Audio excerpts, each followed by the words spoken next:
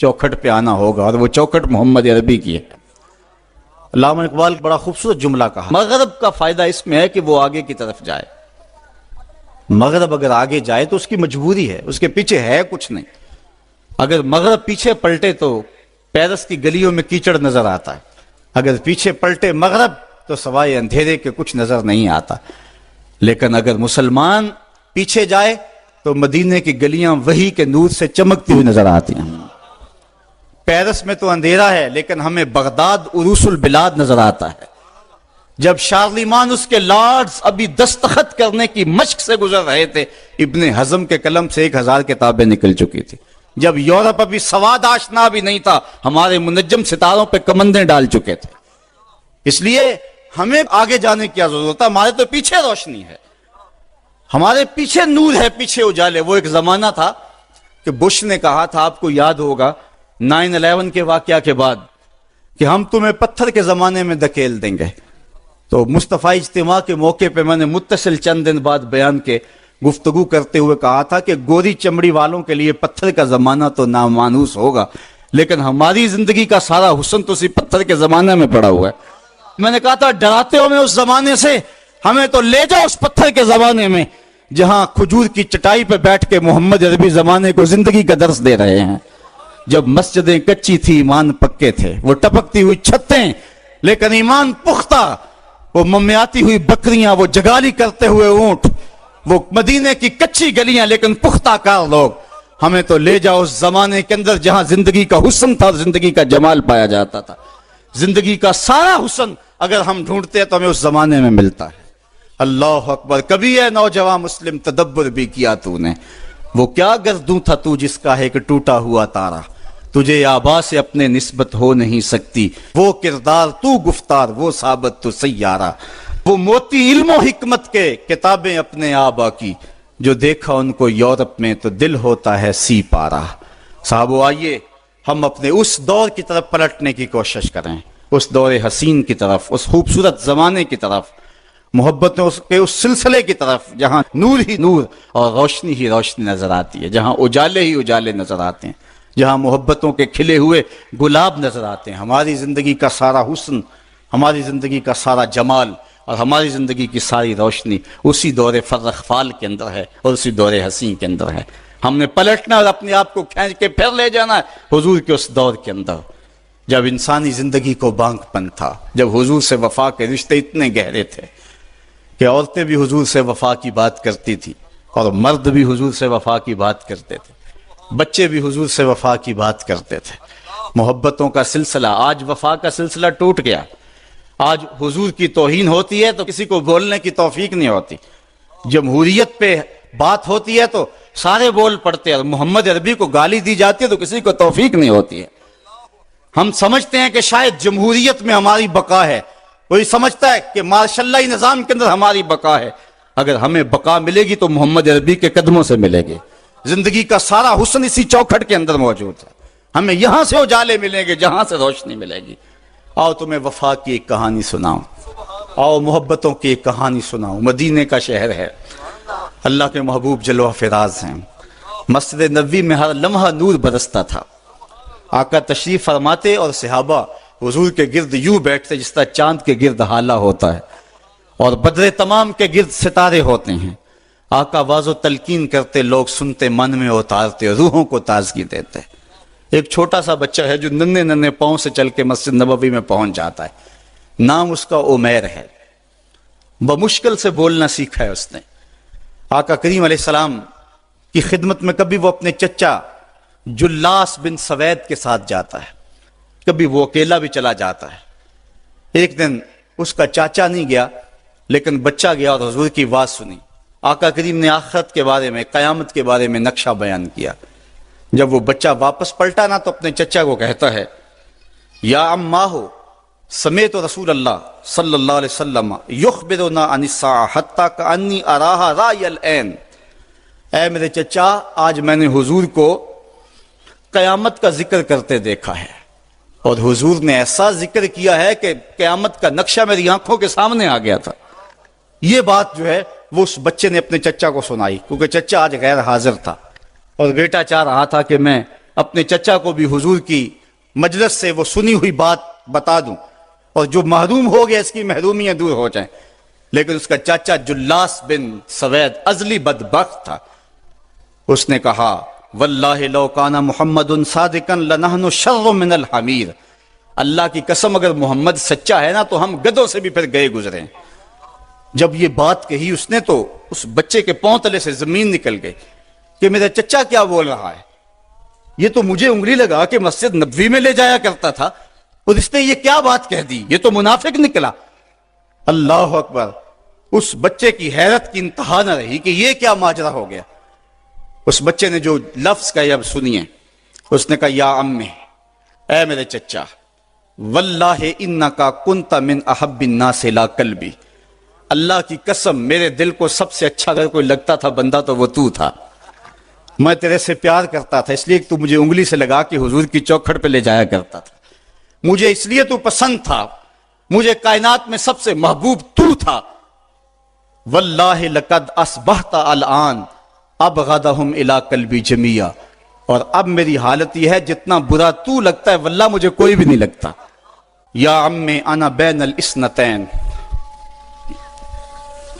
ہمارے ماں باپ قربان اس بچے پہ. حضرت عمیر بن سعد رضی اللہ تعالیٰ عنہ کہتا یا عمی، اے میرے چچا، واللہ انکا کنت من احب الناس الی قلبی، اس زمانے میں سب سے پیارا مجھے تو لگتا تھا. واللہ لقد اصبحت الان ابغضهم الی قلبی جمیعا، اور آج سب سے زیادہ مجھے برا تو لگتا ہے. آگے لفظ سنیے بچے کے. یا عمی انا بین الاثنتین، چچا جی اب میں ایسے دو راہے پہ کھڑا ہو گیا ہوں، دو راستے جاتے ہیں. ایک راستہ تو میرے لیے یہ ہے اما ان اخون اللہ و رسولہ فلا اخبر الرسول، ایک راستہ تو یہ ہے کہ میں اللہ اور اس کے رسول سے خیانت کروں اور جو تیری بات ہے وہ رسول اللہ کو نہ بتاؤں. ایک تو یہ راستہ ہے کہ میں حضور سے خیانت کروں، اللہ سے بھی خیانت کروں، اور جو تو نے کہا ہے، جو تو نے بدتمیزی کی ہے، میں وہ بات حضور کو نہ بتاؤں. وَإِمَّا أَنْ أُخْبِرَ الرَّسُولَ وَلْيَكُنْ مَا يَكُونُ، اور دوسرا راستہ میرے پاس یہ ہے کہ جو تو نے کہا ہے میں جا کے حضور کو بتاؤں، پھر جو ہو سو ہو. بس اب میرے پاس دو ہی راستے ہیں. فقال جلاس بن سوید، اس کے چچا جلاس بن سوید نے کہا انت طفل غض لا يصدقك الناس فقل ما شئت، تو نا سمجھ سا بچہ ہے، چھوٹا سا بچہ ہے، تیری بات کس نے ماننی ہے، جا جو جی چاہتا ہے کہہ لے. وہ بچہ اٹھا اور حضور کی مجلس میں پہنچ گیا، حضور کی چوکھٹ پہ حاضر ہوا. اور وہ بچہ کیا کہتا ہے، صاحبو ان کانوں سے نہیں، ان جملوں کو دل کے کانوں سے سننا ہے.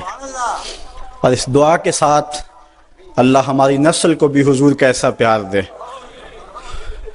حضور کی محبتیں دے.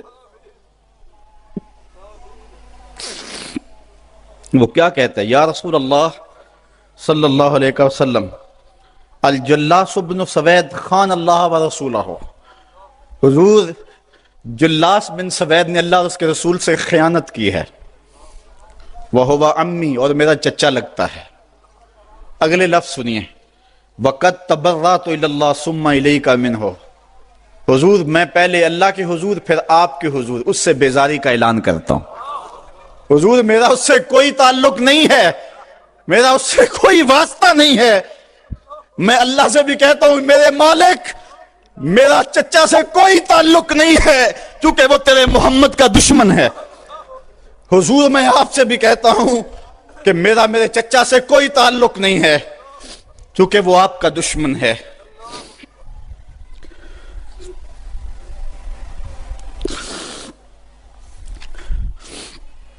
کالا وماذا قال، حضور نے فرمایا بچے اس نے کیا کہا ہے. بچے نے ساری کہانی سنا دی کہ میں نے آپ کی تقریر سنی، آپ کی گفتگو سنی اور جا کے بتائی، تو اس نے کہا کہ اگر وہ سچے ہیں تو پھر تو ہم گدھوں سے بدتر ہو گئے.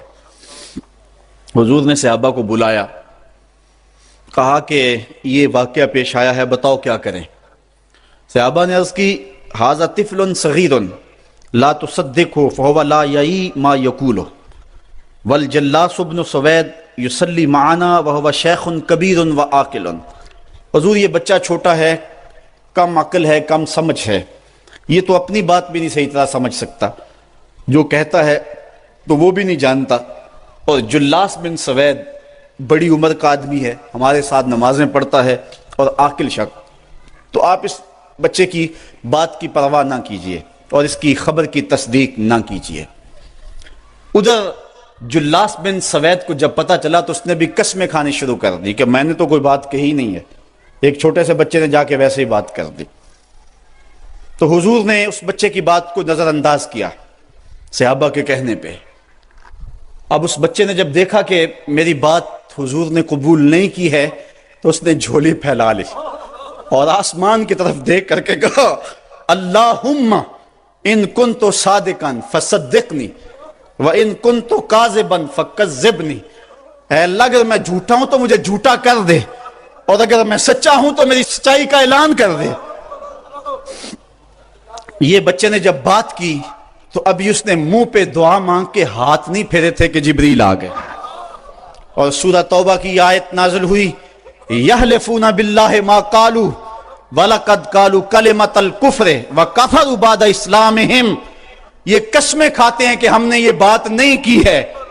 محبوب انہوں نے اسلام لانے کے بعد کلمہ کفر بولا ہے، انہوں نے کلمہ کفر بولا ہے، اس نے بات کہی ہے. تو اللہ تعالیٰ کے محبوب نے اس بچے کو اپنے پاس بلایا، کہا مرحبا بالذی صدقہ ربہ من فوق سبع سماوات. خوش آمدید وہ بچے جس کی 7 آسمانوں سے اوپر رب نے بھی گواہی دی ہے، جس کی رب نے بھی گواہی دی ہے. پھر حضور نے اس بچے کے کان کو پکڑا اور فرمایا وفت اذنک یا غلام وصدقک ربک. بچے تیرے کان نے ٹھیک ہی سنا تھا اور تو وہ ہے جس کی گواہی اور جس کی تصدیق میرے رب نے فرمائی. اللہ اکبر. حضرت عمر رضی اللہ تعالیٰ عنہ کا دور آیا تو انہوں نے حضرت عمیر بن سعد انصاری رضی اللہ تعالیٰ عنہ کو حمص کا گورنر بنا دیا. اور پھر جب وہ فوت ہوئے تو حضرت عمر روئے، فرماتے کاش کہ میرے پاس عمیر جیسا کوئی دوسرا آدمی ہوتا اور میں مسلمانوں کی محافظت کے لیے اسے مقرر کرتا. اللہ اکبر. تو حضور علیہ الصلوۃ والسلام کی محبت اور حضور کے ساتھ وفا کا یہ رشتہ اور یہ تعلق اور یہ گہرا ربط اللہ تعالیٰ کی محبت کا بندے کو مستحق کرتا ہے. اللہ نے بھری بزم کے اندر اس بچے کو عمیر بن سعد رضی اللہ تعالیٰ عنہ کو جھوٹا نہیں ہونے دیا. تو اقبال کہتا ہے کی محمد سے وفا تو نے تو ہم تیرے ہیں، یہ جہاں چیز ہے کیا لوح و قلم تیرے ہیں.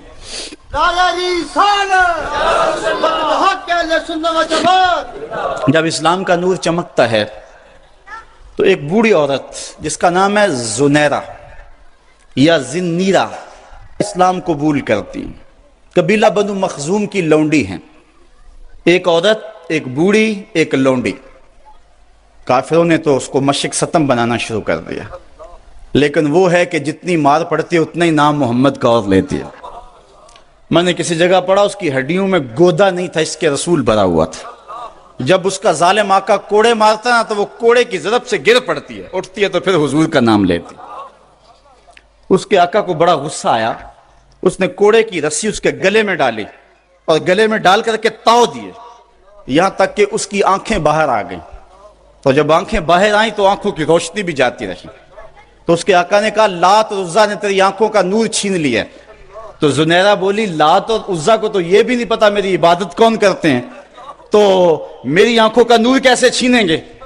تو انہوں نے کہا اچھا پھر اگر تو رب کو مانتی ہے تو بلانا اپنے رب کو اور بلا اپنے نبی کو جو تیری آنکھوں کی بینائی واپس کرے.